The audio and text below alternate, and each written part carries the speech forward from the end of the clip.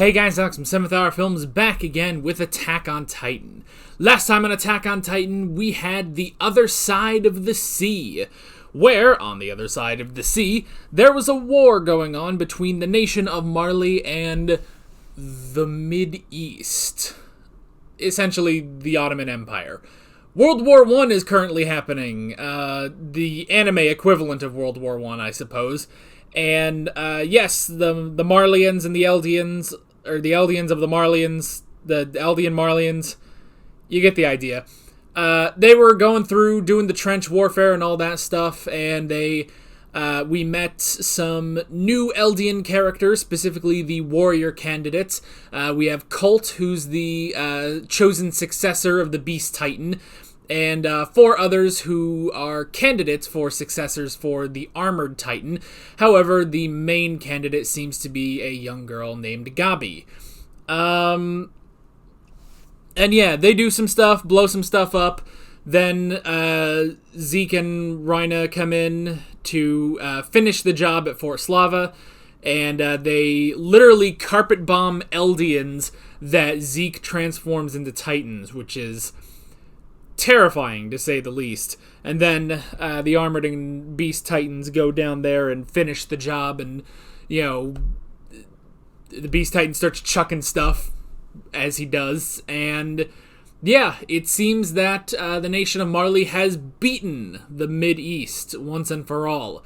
So now they can turn their attention back to the island of Paradise.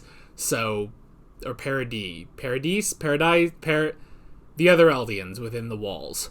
So, yeah, also it's like 4 years later. So, yeah.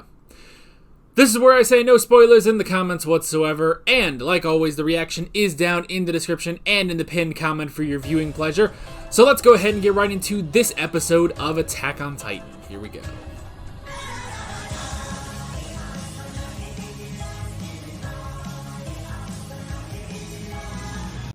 So, again, another episode without Eren, Mikasa, Armin, Levi, Hanji, Historia, Jean, anyone. But a bit more of Rhina and Zeke, who are at least familiar. Cameo by Ymir, story of Sasha. And I'm assuming, so, you know, he tells the story of Sasha. I assume the idiot who would forget why he walked into a bathroom, I'm assuming that's Connie, because who the hell else would that be? And then the guy who's, you know, obviously the guy who is most concerned with himself is Jean, and then the fool too stubborn with the one with the insane drive would be Eren.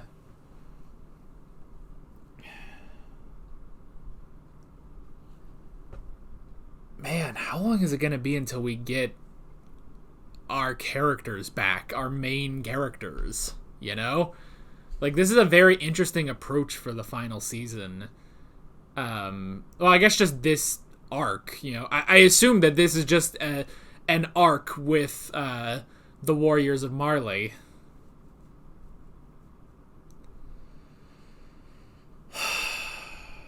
Man,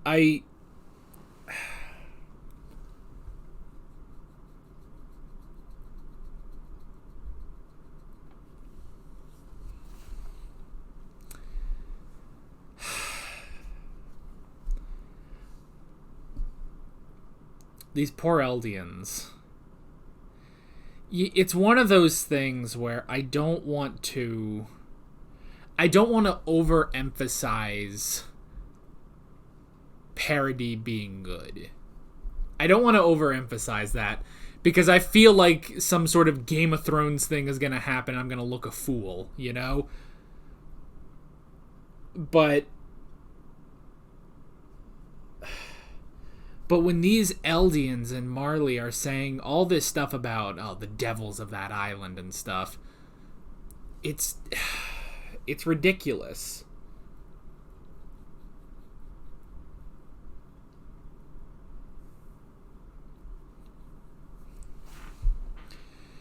It's ridiculous because mainly because we've seen 3 seasons of the island, whereas they haven't. They are told what their ancestors, their parents tell them, what the Marleyans tell them. They don't have anything else to believe in, So to them, there's no one has ever said anything about the Eldians on the island being anything other than devils, But but even just the whole thing of you must atone for the sins of your ancestor. You must prove yourself for the nation of Marley. That stuff alone is almost heartbreaking to watch, honestly. Hold on. I paused on the white Kodansha logo, and it's drowning out. It's drowning. It's like drowning me in white, so... Alright.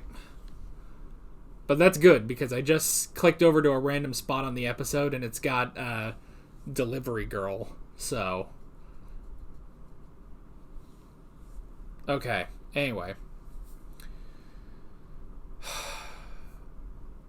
It's heartbreaking to see some of these Eldians, And I know that paradise, it ain't no paradise. Even from what we've seen, it's one of those things where the island that we have seen over 3 seasons has a lot of bad in it, but for God's sake, it's not Marley. I guess that's basically it, Because in paradise, it's honestly just horrible. It's just some horrible people, Like, horrible people, like some of the lords, even, some of the MPs. Not all of the MPs, Commander Nile Dock, he's good. He's just doing his job most of the time, which comes into conflict with our scouts. But for the most part, it's just some bad people, Some of the MPs, some of, even to an extent like Kenny, a fun character nonetheless, but still, this hired assassin, basically, Rod Rice, like, just all that stuff, but they are just some people. This is an entire nation where either you're oppressed or the oppressor, and that's sort of the difference here. They say, like, from the beginning of Attack on Titan, Eren says, like, oh, we're just prisoners, we're just cattle in a prison, basically, and stuff. And it's like, the fact of the matter is, I feel like the Eldians within the walls have had more free will than the Eldians in Marley. That's the sad part, basically. So... And I feel like the person that exemplifies this the most is Zeke. Because Zeke had to drink a different Kool-Aid. He drank a different Kool-Aid to Grisha.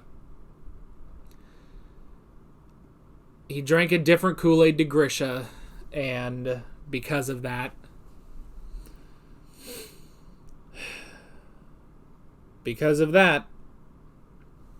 he's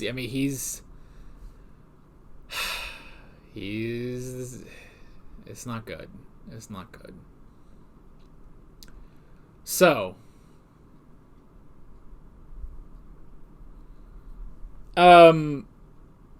so weapons have surpassed the Titans. I said in the reaction, I actually thought of this.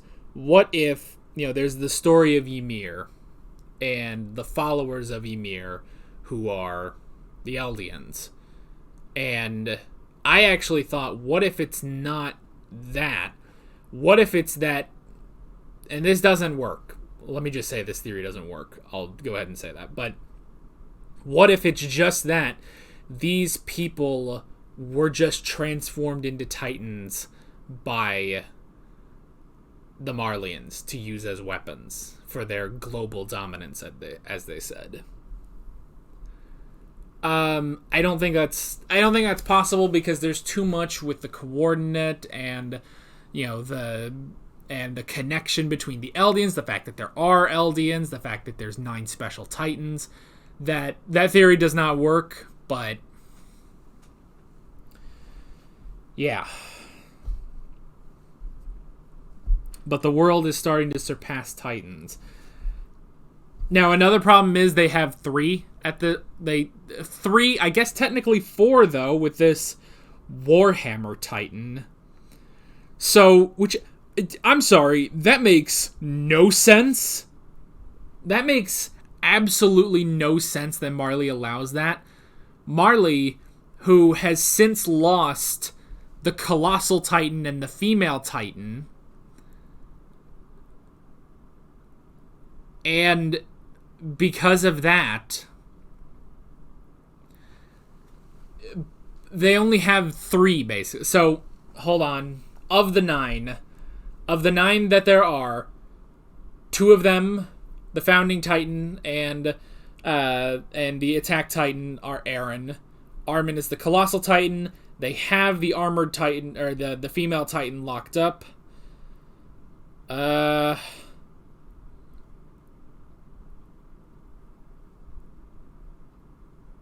a minute. Do they only have 3, technically? Yeah, I guess that's true. Who the hell am I missing? Oh, god damn it, I'm missing some again.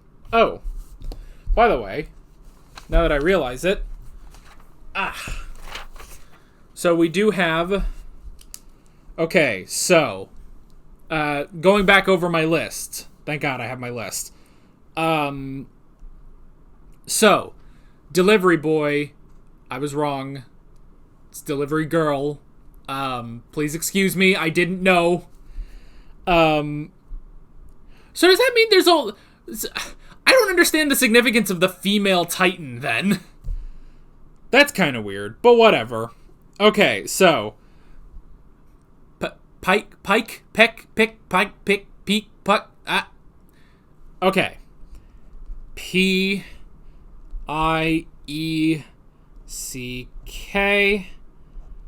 I believe they called... I believe they said the Cart Titan. The Cart Titan.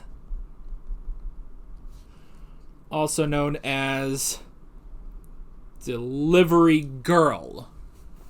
Excuse me. Then the Jaw Titan, which we have, is Galliard. Galliard. I don't know if they have other names, so I'm just putting those. Galliard, Jaw Titan, Leomon. So actually now we have number 11, though we have not seen this yet, but the Warhammer Titan. We don't know who the Warhammer Titan is, and we have not seen the Warhammer Titan yet, so we do not have a name for it yet. Okay. Let me go over this again. I guess technically I put none of these as the Founding Titan. So we'll put that too under Eren. Founding Titan. Okay. So Parody, they have the Attack Titan and the Founding Titan, both within the body of Eren Yeager. They stole the Female Titan. They took the Colossal Titan as Armin. So that's 4 that they have. They can't... It's 4, but it's really 2. Because 2 of those Titans are in one person, and one of those is currently locked away. Although they did mention that...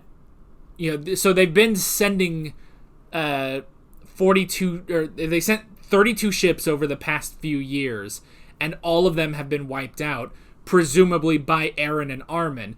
But Zeke also mentions it's possible that they are using the Female Titan as well. Whether that means Annie went turncoat, that'd be incredible if that were the case. Either Annie went turncoat or Annie was fed to someone else. We'll have to see. Who should be the Female Titan? If I had to pick one of our scouts, who would you pick as the female Titan? Let's see. Sasha's an idiot. I don't want Historia to be a Titan. Guess that just leaves Mikasa. They're probably not going to do that for Hanji. Hanji probably wouldn't do it. Okay, so Paradise has 4. Marley, I guess, they have 5. Marley has 5. They have the Beast Titan, the Jaw Titan, the Cart Titan, the Armored Titan, and the Warhammer Titan. It's just that they haven't used the Warhammer Titan. So it's been somewhat even, I guess? No, it hasn't. It hasn't been even whatsoever. Yeah. This is what we're going with. Okay. I will once again roll through all of these just in case anyone doesn't know. Let me go over the list real quickly. Eren Yeager, Attack Titan, Founding Titan, Buffered Sea Titan. Annie Leonhardt, Female Titan, Lean Jean. Bertolt Huva, Colossal Titan, Fat Man. Rhina Brown, Braun Brown. They kind of said Brown. I don't know. Armored Titan, Little Boy. Zeke Yeager, Beast Titan, Beastie Boy. Ymir, Jaw Titan, Jode. Rod Rice, T-Rex. Pike, we're going with Pike. Pike, Cart Titan, Delivery Girl, Galliard, Jaw Titan, Leomon, Armin Arlert, Colossal Titan, Krispy Kreme, Unknown, Warhammer Titan, also unknown. Back to the notes. So, yes, what was I talking about? Okay, so they're going to go back to Paradis because they need the Founding Titan and they need the resources. Okay, I'm not sure what the Founding Titan affords them, though. Like, I understand getting the natural resources and stuff, but I don't understand what the Founding Titan would actually afford them. Also, interesting discovery in this episode is that Zeke's Beast Titan is unique. And apparently nobody knows that his mother is Dinah Fritz, meaning that he does have royal blood. And because he has royal blood, he's basically another Founding Titan. He can control them. He can, he can talk, he can control them, he can transform them, because he has the royal blood, even though he's just the Beast Titan, which is interesting. So, that's very, very interesting, and presumably Colt won't have that because he's not of royal blood. But it's also interesting that the Marleyans don't know about that. The Marleyans don't know. All they know is that he's the son of Grisha Yeager. They don't know that he's actually the son of Dinah Fritz. But he definitely knows that. He definitely knows that. And once Colt inherits the power, he will know that once he learns all of Zeke's secrets, basically.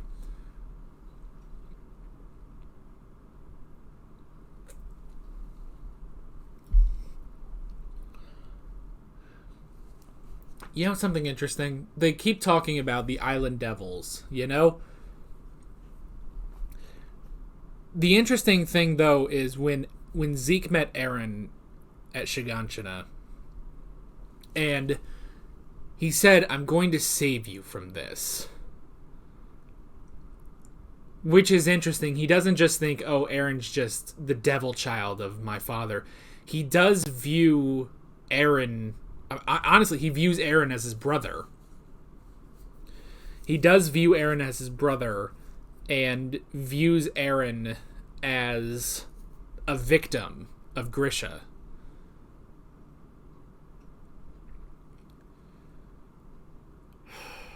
He views him as a victim of Grisha, which is interesting. Whereas everyone else has talked about the devils of that island. He is willing to try to bring Eren over, at least from what he said in that scene. So, okay, so interesting thing with Galliard. So Galliard is the brother of the former Jaw Titan that Ymir ate, basically.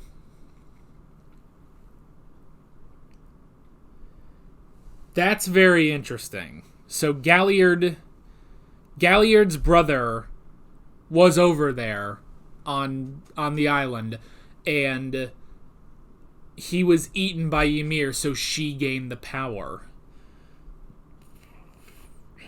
So they sent over 4 of their titans, because Bertolt had the colossal, Rhina had the armored, Galliard's brother had the jaw titan, and Annie was there with the female titan.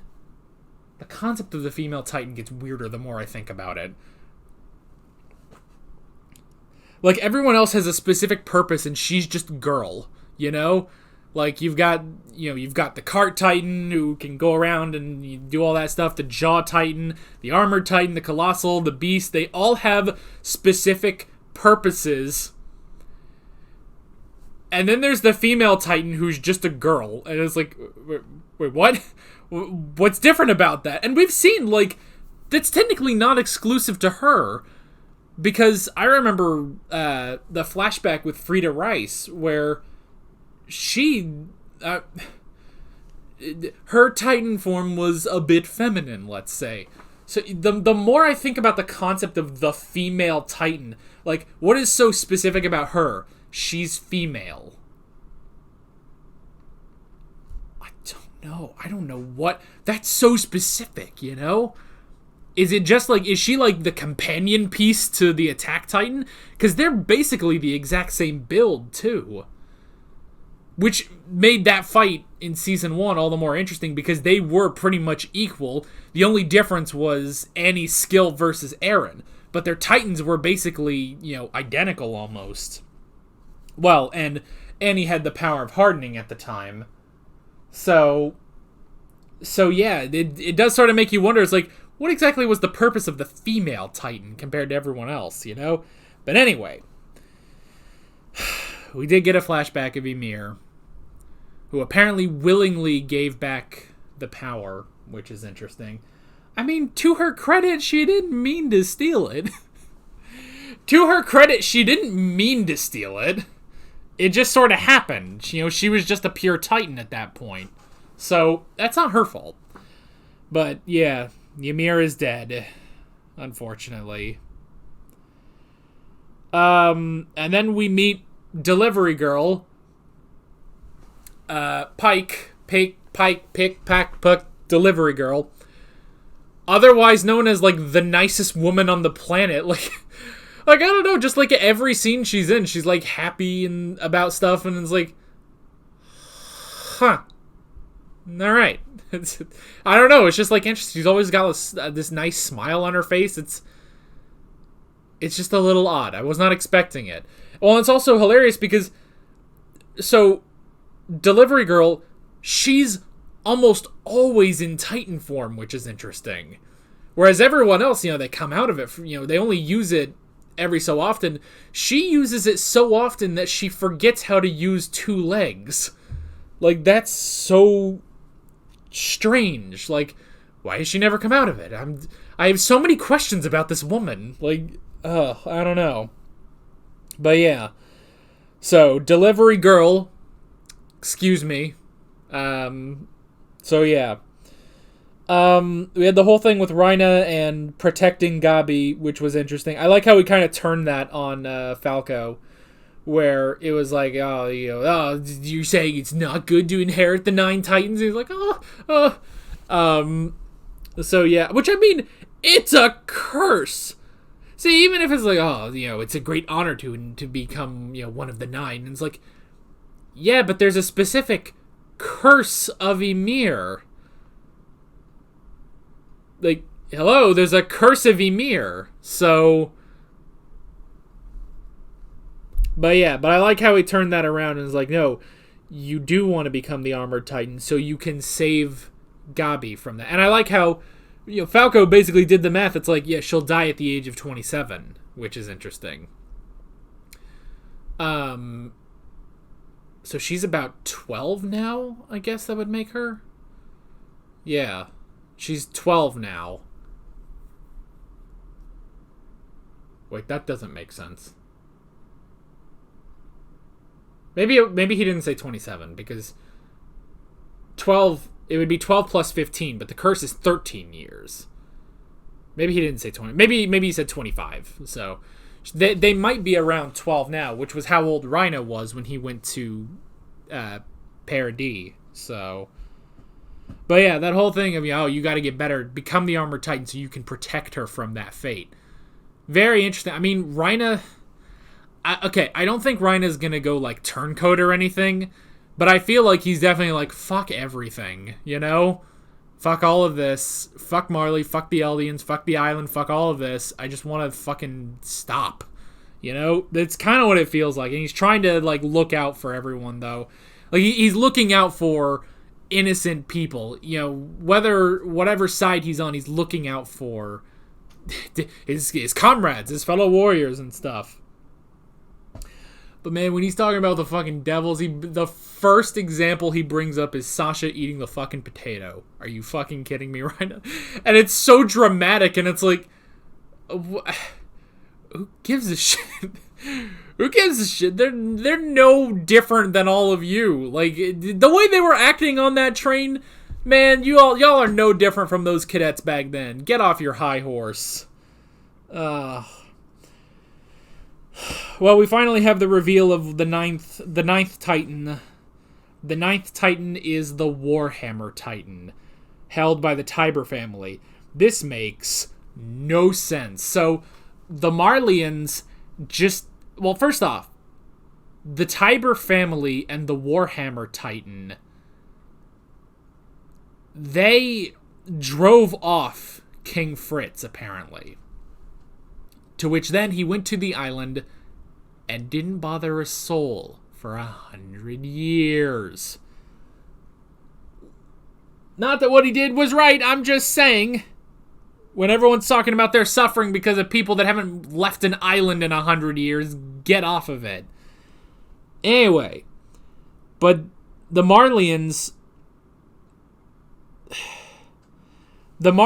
who are dealing with all sorts of things that are, threatening their rule, only now are considering using one of their Titans. This Titan who does nothing, apparently. What? How would the Marleyans not weaponize it immediately? No matter how good a standing this Tiber family has, I don't care. Like, how would they not? That doesn't make sense. That they just wouldn't use this supposed Warhammer Titan, which that sounds like the best one. The Warhammer Titan. Like, that sounds like Thor's Titan or something. They haven't been using this the whole time? Really? And then the whole thing with the no officers in here, just us, and they're listening. It's like, oh, those are the real thoughts and stuff. But Rhina figured it out. He's not such an idiot, but... And oh man, that flashback he had when he saw Bertolt and Annie and everyone's like, oh, this is so... This poor guy, these poor people. I do love, though, when they talk about, like, oh, it's not just Titans on the island that we have to fear. And Zeke immediately thinks of Levi. Like, and Rhina's thinking of, like, Mikasa and the others. But I love that it's, like, he fought literally no one else. He slaughtered every other scout that got to him. But Levi terrifies him. I love that so much. I love that so much. Like, nothing, no Titan ability, no nothing. He didn't even have a horse. Just his ODM gear. That man took down the Beast Titan. Imagine if the Marleyans heard that. It's like, oh, who's that guy? That's the man that can take down the Beast Titan quickly. That is Captain Levi. Like, oh my gosh, I love that so much. I didn't think this was going to be such a long talk, but here we are. Maybe that's just what we're in for this season, are long talks. Anyway,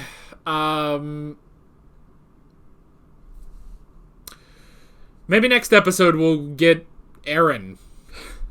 I mean, I guess Actually, towards the beginning of season 3, remember when there were like a couple episodes where Aaron was there, but he just didn't talk at all because he was always like gagged or something?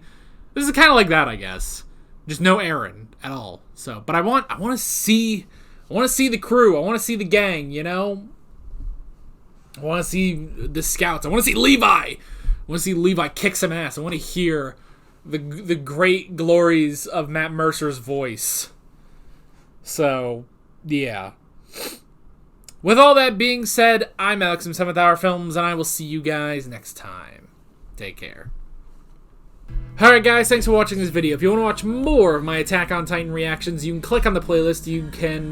There's another playlist on screen. I always forget how to do these. There's a subscribe button. There's a Patreon button if you want to go check those out. There's always other links in the description too. My nose itches if you want to go click on any of those. See you guys later.